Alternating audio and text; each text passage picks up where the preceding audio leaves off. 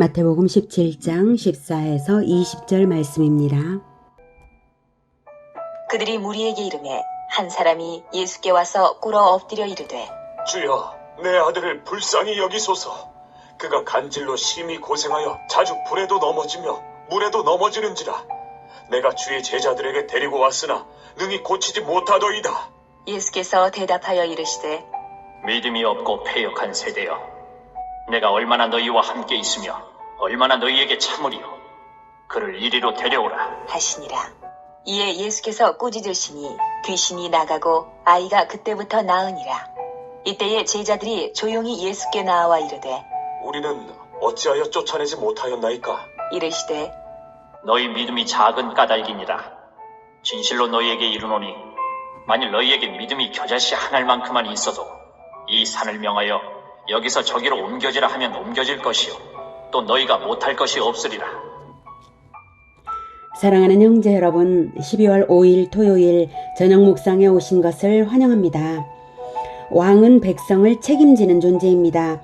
백성을 살리기 위해서 자기 생명을 내주어야 한다면 생명을 내주는 것이 왕입니다. 그래야 진정한 왕입니다. 왜냐하면 왕의 영적 DNA가 백성에게 전수되어서 나라를 이루는 것이거든요. 왕의 DNA가 백성 안에 살아있어야 왕의 나라인 것이죠. 백성이 자기 왕을 체험한 경험이 없다면 자기 왕의 영적 DNA가 인생에 나타날 리가 없고 왕의 백성이라는 증거가 없는 것입니다. 우리는 예수님의 영적 DNA를 받았습니다. 영적인 나라는 딱 두 나라 있죠. 예수님의 나라와 사탄의 나라입니다. 우리는 예수님의 백성들입니다. 예수님의 영적 DNA를 받았습니다. 그것을 한마디로 말한다면 바로 십자가와 부활이 그 DNA입니다. 우리는 십자가와 부활을 받아들였고 내 안에 날마다 십자가와 부활이 자라나고 있습니다. 작을지라도 내 안에 십자가와 부활이 자라나면 부활을 받은 것이 사실이라면 계속 자라날 것입니다. 계속해서 십자가 실천이 있어서 날마다 새로운 사람으로 부활될 것입니다. 그래서 믿음의 증거가 능력으로 나타나게 되기까지 자라납니다. 그래서 그리스도인들은 날마다 죽고 날마다 살아나는 사람들입니다. 믿음이 크다는 것은 한순간에 되는 것이 아니라 자라남으로써 되는 것입니다. 예수님의 제자들이 변화산에서 예수님의 영광스러운 모습을 눈으로는 보았지만 모세와 엘리야의 대화 내용에도 하나님의 명령에도 예수님의 예언에도 여전히 반응되지 않았던 것은 그들에게 믿음이 없어서가 아니라 아직 자라나지 않았기 때문입니다. 그래서 예수님은 제자들의 연약한 믿음을 꾸짖지 않으시죠. 그저 씨앗에 물을 주듯이 말씀을 주실 뿐입니다. 언젠가는 큰 나무로 자랄 것을 아시기 때문에 수준 낮은 질문을 해도 그저 가르치시고 도우시며 믿음의 눈으로 제자들을 보십니다. 그렇게 대화를 하면서 산에서 내려와 보니 다른 제자들에게 무리가 몰려 있었고 한 사람이 예수께 와서 꿇어 엎드려 말을 했어요. 주여, 내 아들을 불쌍히 여기소서. 그가 간질로 심히 고생하여 자주 불에도 넘어지며 물에도 넘어지는지라. 내가 주의 제자들에게 데리고 왔으나 능히 고치지 못하더이다. 자, 이 사건을 마가복음에서는 좀 더 자세히 보도했는데요. 마가복음 9장 14에서 29절에는 서기관들과 제자들이 운집한 무리 앞에서 변론을 하고 있었습니다. 마가복음 9장 14에서 16절 보겠습니다. 이에 그들이 제자들에게 와서 보니 큰 무리가 그들을 둘러싸고 밑에 있던 제자들이죠. 제자들을 둘러싸고 서기관들이 이 제자들 아래에 있었던 제자들과 더불어 변론하고 있더라. 온 무리가 곧 예수를 보고 매우 놀라며 달려와 문안하거늘 예수께서 물으시되 너희가 무엇을 그들과 변론하느냐 해서 너희는 그 10명이 아니죠. 9명이겠죠. 9명의 제자들이고요. 그들은 바로 서기관들입니다. 제자들에게 왜 서기관들과 변론을 하느냐? 이렇게 말씀을 하신 거예요. 예수님의 이 질문은 질문이 아닙니다. 서기관들과 변론할 것이 없다는 것이죠. 이미 유대 서기관들은 진리를 잃었습니다. 지금까지의 여러 사건들에서 보았듯이 서기관들은 이미 구약 성경이 증거하는 그리스도를 기다린 것이 아니라 그리스도를 대적하는 자들이었으므로 그들의 영은 죽었고 썩어가고 있고 썩은 것인데 그 사람들과 변론할 것이 무엇 그리 있냐는 말씀이죠. 게다가 상황은 무슨 변론을 할 상황이 아니었습니다. 아니었는데 그들이 변론으로 접근하고 공격한 것이죠. 자, 바로 다음에 나오는 17, 18절을 보면 무리 중에 하나가 대답하되 선생님, 말 못하게 귀신 들린 내 아들을 선생님께 데려왔나이다. 귀신이 어디서든지 그를 잡으면 거꾸러져 거품을 흘리며 이를 갈며 그리고 파리해지는지라 내가 선생님의 제자들에게 내쫓아달라 하였으나 그들이 능히 하지 못하더이다 하거든요. 거품 물고 파리해지는 그 아이 앞에서 지금 변론을 할 게 아니라 변론을 걸어올 게 아니라 믿음을 증거로 나타내야 할 때인 것이죠. 물론 제자들이 변론을 원한 것이 아니고요. 서기관들이 그 와중에 변론으로 들어온 것이죠. 즉 비방으로 공격하며 대중 앞에서 예수님의 제자들을 예수님 없는 그 틈을 타서 욕보이고 있었던 것입니다. 그래서 예수님은 그 아이를 예수님께로 데려오라 하십니다. 예. 그를 이리로 데려오라. 그래서 데려갔고요. 귀신을 즉시로 꾸짖어 쫓아내시고 고쳐주셔서 그리스도의 통치를 여지없이 실행하셨습니다. 그리고 이 데려오라 하실 때 말씀하시기를 믿음이 없고 패역한 세대여 내가 얼마나 너희와 함께 있으며 얼마나 너희에게 참으리요 이렇게 말씀을 하셨죠. 자, 이 장면을 볼 때에 예수님의 승리를 보면서 우리가 기쁘면서도 우리는 한편 제자들의 실패에 마음이 무겁고 예수님의 꾸짖음에 더욱 마음이 무거워지기도 하는데요. 오해하지 말 것은 꾸지람이 제자들을 대상으로 했다기보다는 오히려 서기관들을 대상으로 한 것이라는 점입니다. 마가복음 9장 16절에 너희가 그들과 무엇을 변론하느냐? 변론을 걸어온 서기관들이 더 나쁜 것이죠. 17절에 얼마나 너희에게 참으리요. 예, 여기서 너희는 서기관들입니다. 지금까지 예수님을 분노하게 했던 대상들이 서기관들이며 구약시대 내내 그 엄청난 하나님의 계시를 다 맡은 자들 아닙니까? 서기관들이야말로 성경을 기록하고 가르치는 성경을 맡은 자들, 그 풍성한 하나님의 계시를 맡은 자들입니다. 구약시대 내내 하나님의 인내를 시험한 것이 유대 종교 지도자들입니다. 그 계시를 맡았음에도 불구하고 그것을 백성들에게 제대로 가르치는 것이 아니라 그것을 자기네들의 기득권 놀이에만 이용했을 뿐이에요. 그래서 얼마나 너희에게 참으리요 라고 하시는 말씀은 바로 그 말씀이십니다. 구약 내내 내가 참았다. 구약시대 내내 이 뜻입니다. 하나님 아버지의 말씀을 예수님의 입으로 하시는 것입니다. 17절에 믿음이 없고 패역한 세대여. 세대를 꾸짖었죠.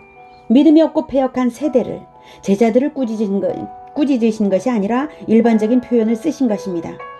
제자들에게는 믿음이 없다고 하신 것이 아니라 20절에 보면 믿음이 작다, 작은 까닭이니라 라고 하셨죠. 없는 것과 작은 것은 천지 차이입니다. 믿음이 없는 것은 죽은 것이고 썩어가는 것이지만 믿음이 작은 것은 아직 자라나지 않은 것입니다. 서기관들은 이스라엘의 선생으로 자처하는 자들이지만 서기관들의 평소 태도는 긍휼이 아니라 율법주의적 정죄였습니다. 바로 이 장면에서도 긍휼히 그 쓰러져 거품 물고 파리해지는 그 아이를 긍휼로 바라본 것이 아니라 율법주의적 정죄로 정결례로서 바라보고 있었던 장면이죠.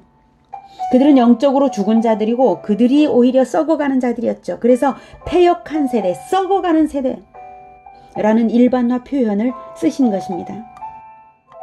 사실 병을 고쳐주어야 할 불쌍한 아이를 보면서 저 아이가 참 안 됐구나, 어떻게 고침 받았으면 좋겠는데 하면서 함께 간절한 마음으로 기도하며 하나님의 역사를 기대해야 마땅한 것이지 어떻게 그 상황에서 변론의 태도로 들어온단 말입니까? 그런 태도 자체가 이미 썩은 마음입니다.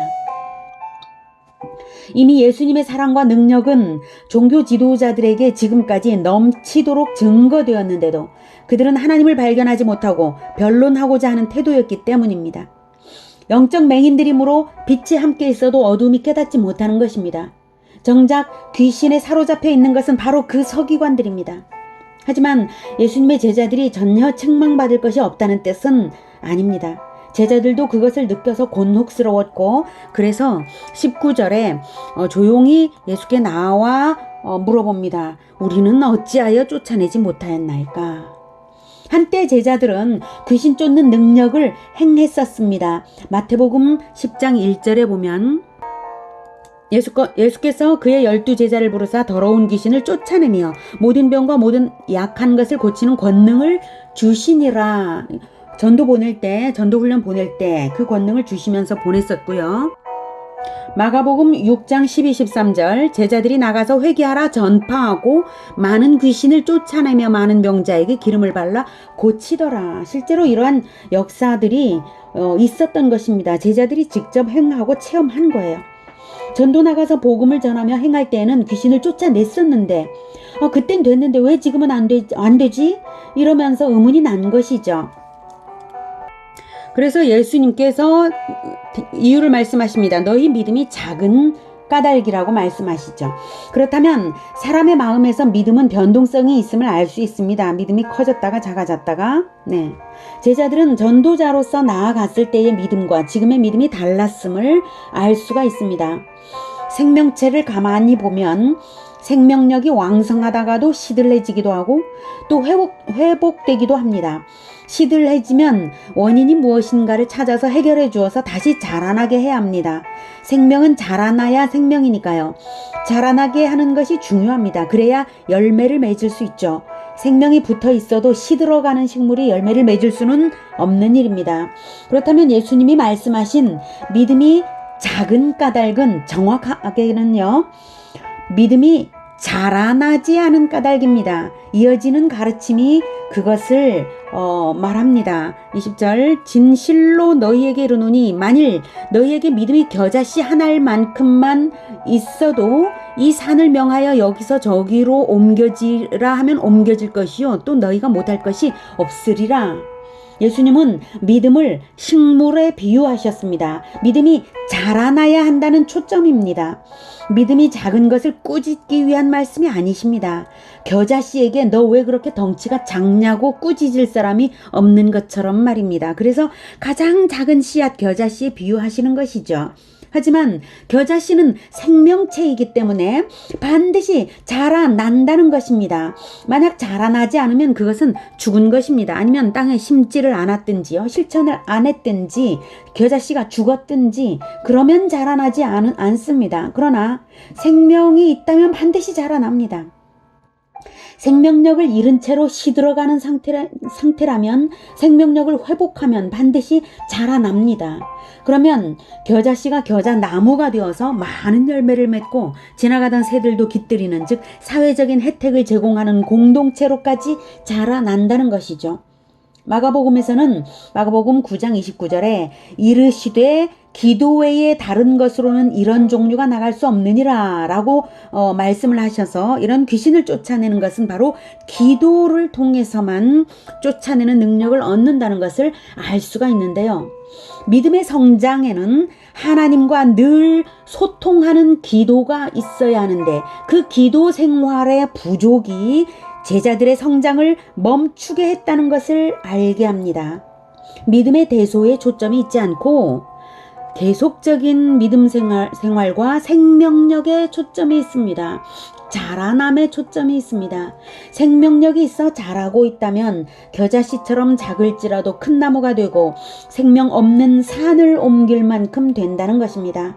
전도자로 나섰을 때는 생명력이 넘쳤는데 며칠 동안 예수님과 떨어져 있는 동안 생명력을 잃어서 성장이 멈췄던 것입니다. 모세와 40일간 떨어져 있던 구약 이스라엘 백성이 변질되었던 것이 연상됩니다. 예수님은 참 생명이신 분이시기 때문에 예수님을 올바로 믿는 믿음은 반드시 자라납니다. 그 어떤 종교와 그 어떤 가르침일지라도 죽어 있습니다. 심어도 자라나지 않습니다. 세상 어떤 가르침들도 심으면 썩어갈 뿐이죠. 예수님 없는 인간의 마음은 죽은 것과 같아서 썩어갑니다. 반드시. 하지만 예수님을 영접한 자는 생명력 있는 씨앗을 품은 것과 같아서 잘 품기만 품으면 반드시 자라납니다. 예수님을 놓치지만 않으면 자라납니다. 예수님을 놓치지 않는 것이 기도입니다. 어떤 기도냐? 예수님의 말씀을 놓치지 않는 기도입니다.